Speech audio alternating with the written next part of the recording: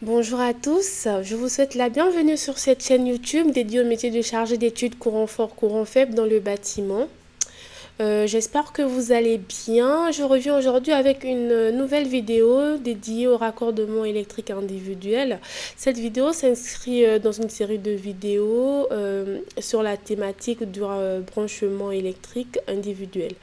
Donc aujourd'hui, nous allons voir les disjoncteurs de branchement et le panneau de contrôle. Alors précédemment, dans une vidéo, nous avons vu les différents types de raccordement lorsqu'on était en tarif bleu.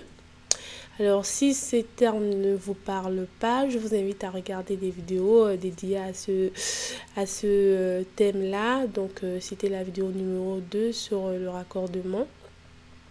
Alors, nous avons vu que dans un type 1, le tableau de contrôle ou le panneau de contrôle qui est là était à l'intérieur du bâtiment. Et donc, nous allons voir les différents équipements qui constituent ce panneau de contrôle. Alors, le panneau de contrôle est constitué d'un compteur et d'un disjoncteur de branchement. Alors, le compteur, comme vous le savez, a pour but de compter la consommation électrique de votre bâtiment ou de votre maison ou de votre appartement.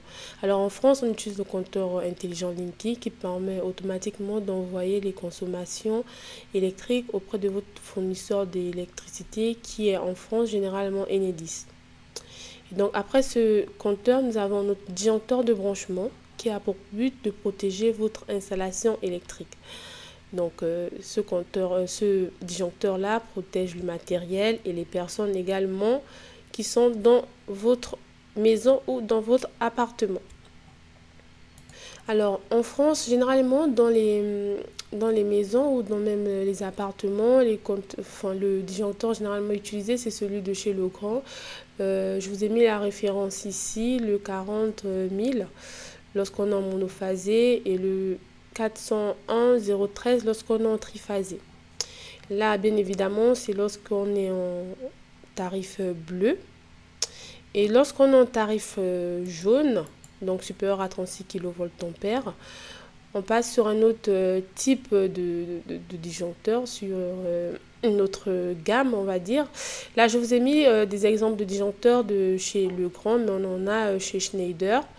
Donc voilà, on en a là, je vous ai mis celui de 230 ampères, 240 ampères et 400 ampères. Donc ces ampérages-là sont ces disjoncteurs sont choisis bien évidemment en fonction de la puissance qui sera souscrite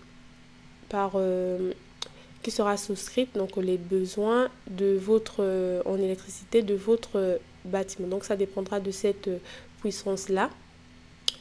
Je vais vous montrer un petit exemple, bon pas un petit exemple, mais pour que ça soit un peu plus clair. Là, je vous ai mis un compteur tarif jaune. Là, ce compteur-là, lorsqu'on l'additionne, d'ailleurs, ce compteur, on peut mettre un disjoncteur 100 ampères. Donc, avec un disjoncteur 100 ampères, vous pouvez souscrire jusqu'à une puissance de 60 kVA. Avec un disjoncteur de 200 ampères, on peut aller jusqu'à 108 kVA. Et avec un disjoncteur de 400 ampères, on peut aller jusqu'à 250 kVA. Donc ça, c'est une diapo que vous pouvez, qu'il est important d'avoir en tête. Je vous montrerai parce qu'il y a une subtilité entre puissance souscrite et puissance de raccordement. Je ferai une vidéo qui explique rapidement la différence entre ces deux thèmes-là, ces deux termes, parce que c'est quand même assez important de les différencier.